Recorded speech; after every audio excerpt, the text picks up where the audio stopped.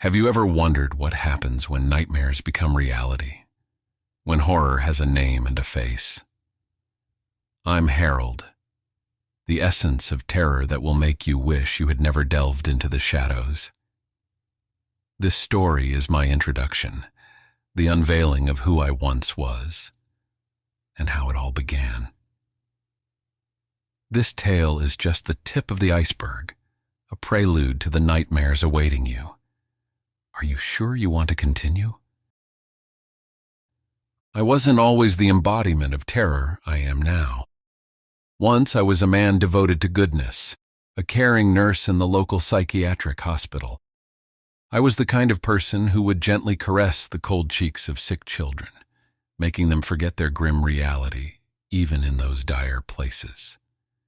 I was a beacon of hope for those kids, an angel in white, casting an unusual light in a dark world.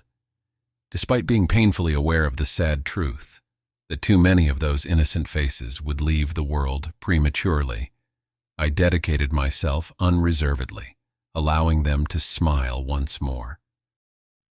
Beyond caring for patients, I was a loving father and a doting husband. I knew genuine happiness, waking up each day with affection in my heart and a sincere smile on my lips. But life can be cruel, and it was cruel to me, Harold. My death was absurd and senseless. I perished in a car accident on a cold, unpleasant winter afternoon. Instead of receiving a final caress or a goodbye kiss, my life was ripped away in an icy, callous moment.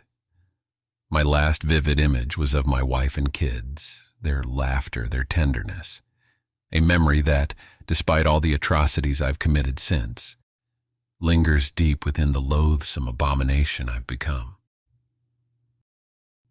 The outbreak of the contagion awakened me from death, revived my body, but not the kind and compassionate man that was Harold. My limbs became stiff, my skin pale, my face devoid of any sign of emotion or humanity. The only emotions driving me were a desperate hunger, a thirst for blood, and a need for human flesh. My existence had become a horrifying reality. While wandering through an abandoned supermarket, my glassy eyes fixed on a woman hiding behind a shelf. With a ferocious leap, I reached and grabbed her. My teeth sank into her neck, tearing flesh and arteries. Blood spurted, staining the decomposing products. The woman let out a final, agonizing scream before collapsing lifeless.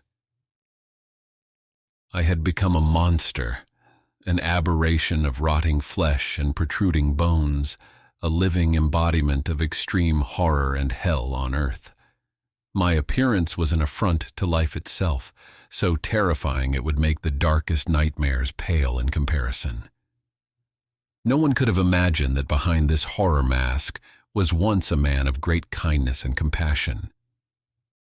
Now I am an inhuman entity wandering a world turned into a twilight hell. My actions are driven by a single, terrible instinct: to move, devour, destroy. There was no longer any mercy nor fear, just an eternal hunger gnawing at my rotten soul.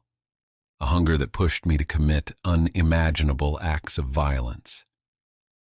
My stiff, cadaverous limbs move with a macabre rhythm, a ballet in a world in ruins. Every step is a silent scream, an echo of the hunger devouring me from within. I move with a staggering gait, arms dangling, hands contorted into claws ready to tear flesh and life. My semi-open mouth is an abyss of darkness, from which a guttural groan emerges, a sound more beastly than human. My daily routine is an endless cycle of horror. I roam the deserted streets, my glassy eyes fixed on the horizon, as if searching for something or someone. But all I seek is food, fresh flesh to quench my insatiable hunger. When I spot a prey, my pace changes. I become quicker, more determined, as if a glimmer of intelligence had crossed my dead mind. As I dragged myself through the deserted streets, I came upon an elderly, defenseless man. A shiver of remorse passed through me, but it was quickly smothered by voracious hunger.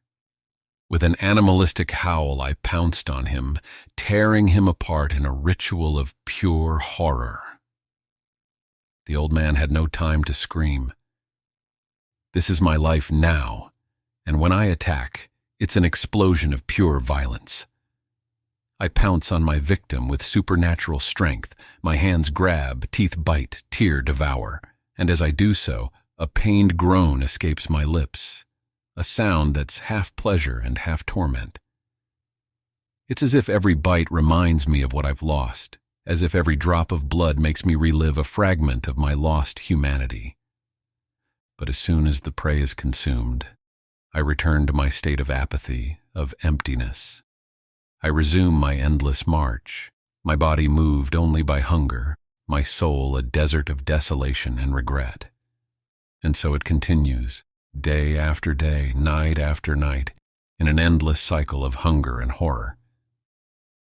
Thus, I stand as the emblem of unadulterated terror, a monster made even more frightening by my original humanity. Despite my transformation into an abomination, a thin thread of humanity persists, an indelible residue of the past that neither time nor horror can erase. This duality, this tension between the human and the monstrous, is the pulsating heart of my terror, a terror as tangible as it is psychological, as visceral as it is emotional. But in the deep abyss of this horrid creature, a glimmer of humanity still survives. A solitary spark, a dying flame smolders in a dark and forgotten corner of my monstrous being. It's as if a part of Harold, the loving and caring nurse, remains trapped inside this death machine, a soul in chains, helplessly witnessing the acts of violence and destruction committed by its corrupted shell. A perverse sense of guilt assails me every time my insatiable hunger forces me to devour human flesh. Each bite, each tear of flesh, awakens in me a dull pain, a distorted echo of my past empathy. This trace of compassion for my victims is an aberration, a blasphemous offense to my current monstrous nature. It's a sharp dissonance in a melody of terror, amplifying my descent into abomination. Thus, I am perpetually trapped between two worlds, the bloodthirsty predator I've become and the empathetic man I once was. This tension, this dualism, is the quintessence of my terror, an emotional conflict that renders my existence a living nightmare, harrowing and unsettling. My story is a journey through the abyss, a raw and disquieting examination of the horror humanity can reach. But amidst this darkness, a shocking truth emerges. Even in the most devastated soul, a fragment of humanity can survive. This spark of remorse, however feeble, is a distant echo of my past life, a silent scream for all that has been irrevocably ripped away from me. I have become a symbol of extreme evil, a living warning of how low a human being can fall. In the heart of this horror, in my empty, inhuman eyes, I am a macabre fusion of past and present, once a man, now a monster, but still burdened with the weight of a lost soul. This weight amplifies my terror, making me a creature of nightmares beyond imagination. And if that spark of humanity were the key to an even greater terror? But if you think the terror is over, you're mistaken. Have you ever imagined what it would be like to live in the shoes of a zombie? I, Harold, will give you an answer that will send shivers down your spine. Don't miss the next atrocities. Subscribe if you dare.